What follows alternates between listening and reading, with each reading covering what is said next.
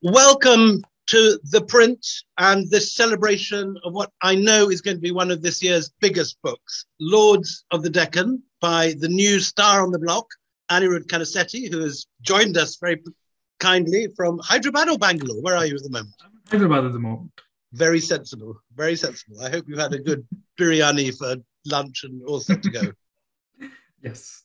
I'm not going to fall asleep on us after an enormous Nawabi Nizami meal. It was followed by an enormous Nawabi Nizami nap as well. So I think I'm all ready to go. Good. So the reason that I was asked to do this, I think, is not that I know anything about the Chalukyas or the Rashtrakutas, but because I expressed wonder, amazement, pleasure, and joy when I was sent a proof of Anirudh's book. Which I can assure you is not my normal reaction when asked for a blurb.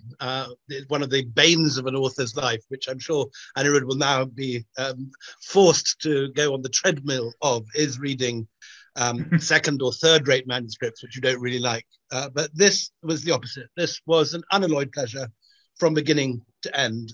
I was reading it actually when I was on holiday in Angkor Wat, and there was nothing I wanted to do less than sit around reading a book at that particular moment. But I opened it and 3 hours later sort of looked up and realized I'd missed the morning admissions to, to one of the greatest monuments on earth.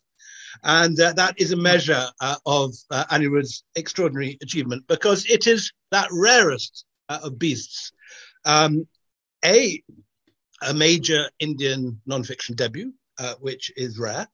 But even rarer still, an astonishingly scholarly and well-researched history book that is also enormously readable and which ties together all the different aspects of current research, from economic history to art history to spirituality to military warfare, but does so in a manner that is as readable as any novel and as gripping as a sort of Game of Thrones style epic on the telly.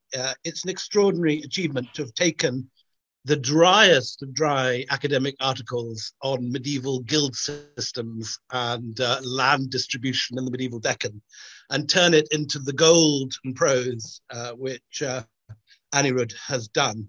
But the first question I have to ask is why the Chalukyas and the Rashtrakutas? Because even if you're not a northern chauvinist like me who likes reading about Mughals and the Delhi Sultanate, even if you want to read about the South, surely you would want to read about the Pallavas with their wonderful intellectual Rajas like Mahendra Varman, who write sort of Beckett-style plays, or the Cholas with their ruthlessly successful armies and their beautiful sculptures. Before I opened your book, it never occurred to me that the Chalukyas or the Rashtrakutas were really remotely sexy. So, Anirudh, tell me, why have you managed to spend so many years of your life researching these two, up to now, relatively obscure dynasties?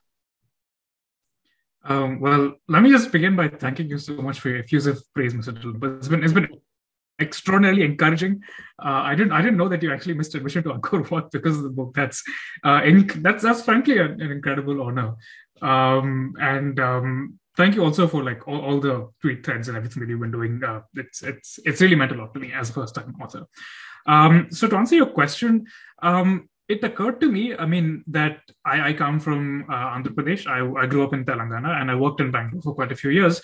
It occurred to me that there really isn't all that material available about the last 1,000 years or so of Deccan history. There's plenty of material now increasingly about the Deccan Sultanates, but the period before them isn't very well understood.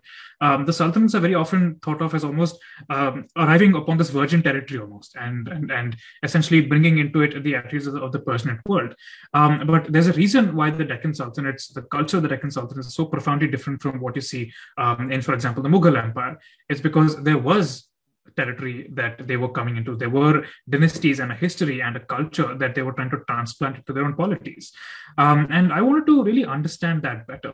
The Deccan is a landmass that is about 2/3 the size of Iran and is about the size of Germany. And yet, compared to Iran and Germany, it plays practically no role at all in our understanding of global history. And even within India, I mean, you went through an Indian education, I didn't, but how much did either the Chalukyas or the Rashtrakutas figure in your school history books? Not at all. I didn't even know they existed until I happened to read Nilakanta Shastri's History of South India. And I was kind of struck when I read Nilakanta Shastri about like how stale the narrative of these rulers is. Because on the one hand, they are described as having these enormous territorial possessions. They are described as building all these temples and all these things, but they're never really animated and brought to life in a realistic or believable way. They just come across as this endless succession of these dry and boring rulers whose primary objective in life seems to have been to go to battle and then build a temple and then die. But the reality of them must have been so much more complex. If you compare them to the kind of scholarship and the kind of biographies that we're able to write about the Mughal rulers or even the Deccan Sultans, these individuals come across as real living, breathing people with their own interests, with their own flaws. But the Chalukyas and the Rashtrakutas just don't. And it occurred to me that you simply cannot reduce a ruler to simply the extent of their empire and the dry list of their military defeats and victories. There must be more going on. And as I began to read the primary sources that survive from that perspective, which is what could have been the real human minds that left us this evidence, it began to dawn on me that I was looking at absolute gold. There were incredible stories to be told there. Who of the many rulers that march and tumble and somersault through your pages, which are your favorites? Who have you taken away with you, and who are your favorites? I would definitely say Amogha the Rashtrakuta emperor, who dominated most of the 9th century. The guy rules for 64 years, and yet I actually looked up the Wikipedia page for the list of the longest reigning monarchs in global history. Amogha isn't even there, even though his regnal years are like fairly well known. And the guy comes to the throne at the age of 14. I can assure you that at the age of 14, I was in no way ready to rule an empire. And yet somehow this guy managed to do it for 64 years, no less. And while simultaneously writing one of the most influential literary texts in human history, the Kaviraja Margam, which basically transforms the vernacular literary landscape of the Deccan, and simultaneously being acclaimed by the Arabs as one of the 4 great emperors of the world. The guy must have had a most extraordinary life, and yet he is barely even known, even within the Deccan, let alone outside it. The other ruler, sorry, you had a question. No, please. Keep going. The other ruler that I found especially fascinating was Someshwara of the Kalyana Chalukyas, because he's so often overshadowed by his Chola rivals. He perhaps did not have the same kind of vast empire that they did, but how could he have when he was fighting against the Cholas? And the fact that he not only manages to successfully defeat and kill the Chola emperor Rajadhiraja in 1054, but also go on to establish a city that would dominate the Deccan imagination for 600 years is no mean feat. This individual must have been one of the most remarkable political minds of the 11th century, and yet he is barely known. If you really think about the circumstance of his life, the kind of violence that he had to see, his own city being burnt to the ground, his sons eventually turning against him, being accused by the Cholas of cowardice and all kinds of nasty things, his ambassadors constantly humiliated, and finally to end his life ritually committing suicide by drowning himself. What an epic story. Where's the movie about this guy's life? Have you sold the rights yet? Because if there is any filmy director present, you need to buy it quick if it's not available. The whole story of that final battle is one of the bravura moments of the book. Will you just describe the last moments of Rajaraja Chola? This is a man who has conquered the southern half of India, who has erected the great temple in Tanjore, who's one of the great rulers of southern history. What happens to him at the hands of your hero? So Rajadhiraja is actually Rajaraja Chola's grandson, Rajendra Chola's son, and he's a really fascinating guy because he emerges onto the South Indian political scene putting down rebellions of other Tamil kings who have risen against his father. And he does this in the most brutal and straightforward way you can imagine. He just has the heads chopped off, has them trampled to death by his elephants. And it seems that his political tactic was to basically try and terrify southern India into submission. He invades the Deccan on multiple occasions. And when he does that, his main objective seems to be to spread as much destruction as possible to try and make sure the Chalukyas don't dare to challenge him. He burns down cities. We actually know of one city that he razed to the ground and then had sown with salt by donkeys.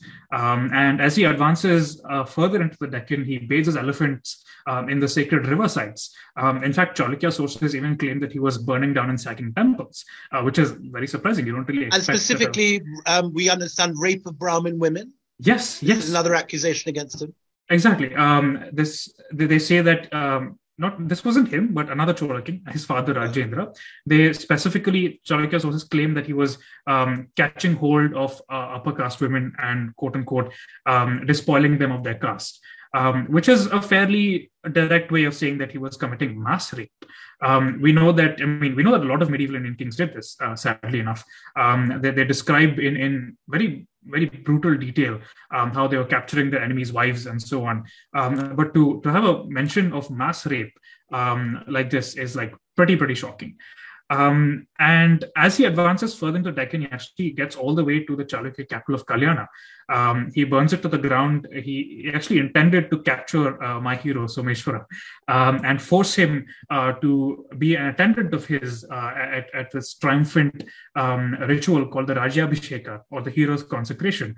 But Someshwara managed to escape and managed to get another army together, somehow raid Kanchi, a very important city in Tamil Nadu, thus forcing him to retreat.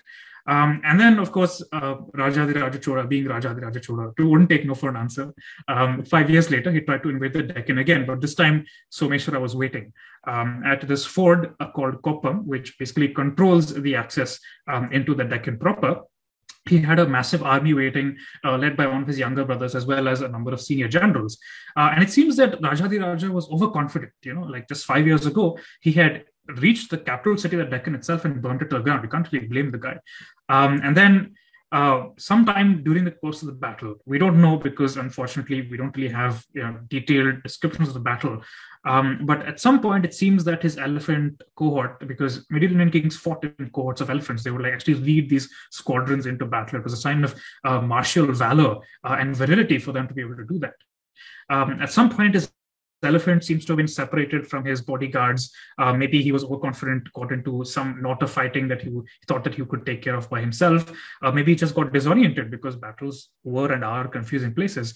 And he was actually cornered by an elite squad of Chalukya elephants, led by a couple of very senior generals. And we know from descriptions and literature how these men were trained from childhood to practically have an arrow ready to launch as soon as they'd fired one. So you can imagine that they showered him and his elephant with arrows. I let my imagination take hold a little bit there. You had some fearsome sounding sort of elephant disemboweling spear. Oh, yes. And this actually comes from a medieval Deccan text called the Manasollasa, which was written by a later Chalukya king, which actually describes them in great detail. And I would not want to be anywhere near an elephant lance from the medieval Deccan. Absolutely horrifying. I would like to be anywhere near any of the battles in your book. They're horrific. Absolutely terrifying. I mean, one of the things just finish off our king. And the Chalukyas have already finished him off more than 1,000 years ago, but I might as well repeat the story for our audience here. So what happens is that his elephant was probably disemboweled, brought to its knees somehow, and we do know that he was beheaded. How exactly, we are not totally sure. I have this nice little moment in my book where I'd like to imagine the Chalukya generals calling down to him in Sanskrit to surrender, and he just swears back at them in Tamil. I mean, we don't know if this happened. I just say that I would like to imagine that it happened because it seems very in keeping with his character. And what we do know is that he was beheaded. His head was taken back to the Chalukya capital at Kalyana. And we have a bunch of very lurid Chalukya inscriptions describing how his grisly, decapitated head was kept in the court. And it must have been, I mean, you really have to imagine, right? This guy was the object of such abject terror to the Deccan for more than a decade. How many people in the Chalukya capital had lost family members to this man, and how must it have felt for them to like see this head just probably sitting at the feet of their king, and what would it have made them think about the martial and political capability of Someshwara, the emperor who had managed to defeat this absolutely terrifying rival of the Deccan? Tell me a little about the book style. Because that's the thing, in a sense, that excited me as much as anything about the book. That here was something which was tied to deep study of epigraphy and primary sources and archaeology and art history and all the recent scholarship, and yet you've made it into a thriller. Who are you reading? I mean, my hero, Stephen Runciman, does he figure on your reading list of the Historian of the Crusades, or are you just finding your own way across this landscape using your own narrative gifts? You were actually inspiration, Mr. Dalrymple. I mean, White Mughals was honestly the first really long narrative nonfiction I read. And this kind of seamless transition between discussions of broader trends to these intensely personal and human stories, I thought was a really marvelous way to tell these fascinating histories. It's not at all unusual in the wider world, but it just hasn't been done that much in India. Exactly. And I realized that format had tremendous potential for telling these medieval Deccan lives, because even if we don't necessarily know everything that happened because of the paucity of evidence, we can still ask interesting questions. For example, I asked, there's this one bit in my book where I'm talking about two princesses who come from northern Maharashtra who have been married into the Chalukya royal family. And I asked, what was it like for them, when they were grown up surrounded by people who were speaking Maharashtri Prakrit, and now they're coming to a place where everybody around them speaks Old Kannada. We can't know for sure what these people felt, but even asking this question kind of helps humanize them. More broadly speaking, in terms of narrative, I've kind of been experimenting over the last few years with podcasts. I host two podcasts, Echoes of India and Yuddha, and in both of them, I try to, again, bring India to life, pre-modern India especially. These periods where we don't have a lot of sources, but we know we're still inhabited by people who are governed by the same fundamental human impulses as you and I. And so we can tell compelling stories by figuring out as much as we possibly can about the context in which they lived, and then suggesting that this is one possible way that they could have lived their lives. The book initially was quite an unwieldy piece. 500 years of history is not easy to narrate in an interesting, engaging way. But my editor at Juggernaut, Parth Mehrotra, had some absolutely fantastic feedback. And he pointed out to me that my competition as a history writer is Netflix, not other history books. I need to be writing a story for Indians, for young Indians especially, who love watching Netflix. And how do I tell them this compelling, nuanced, interesting narrative in a way that's also addictive and makes them want to find out what happens next? And I experimented around a bit, and I'm surprised at how successful it's been. I think that is exactly the world you're projecting yourself into. There's a lot of hunger out there for understanding the past, and a lot of people feel that the academic work of earlier generations is so dry that it's put them off history and allowed myths to flourish. Yes. Do you see yourself as combating this sort of jungle of mythology which has grown up around Indian history? To an extent, yes. I feel like one reason why, as you said, that this mythology has kind of taken root is that it is just so difficult for you to find interesting and engaging resources online. I actually got interested in history because of Greek and Roman history of all things. But every time I would search online for, let's say, Alexander or Julius Caesar or even most obscure Roman rule, let's say Aurelian or something like that, I would find tomes and tomes and tomes about them that were usually fairly well written and interesting. But in comparison, if you want to read about Ashoka, for example, you will find these magnificent works of scholarship that, while they are while they stand tall in terms of just as the quality and depth of their research and the nuance they get into, are a little dry and difficult for most people to really understand. And in some cases, I certainly feel that in Indian academia, they've made a virtue of incomprehensibility. The work of the Subaltern Studies, admirable in many ways for bringing the underdog to the fore, is written in such dense academies that it's really impossible for a layman to follow what's going on at all. Exactly. And so as a result, if you were to go online and if you search for, let's say, the Battle of Talikota, this climactic battle of the Vijayanagara Empire and the Deccan Sultanates, you'll find dozens upon dozens of articles repeating the same kind of historical myth, that it happened because of religious conflict, etc., etc., etc. Whereas in reality, there was so much more that's happening there. Somehow we have become used to thinking about history in these simplistic black and white terms that are defined by social media trends and hashtags rather than evidence and critical inference. And it was very important to me writing this book to make it clear how this process of inference works and to make it interesting, more importantly, right? Because our readers are just like us, curious about history. They want to learn more about it.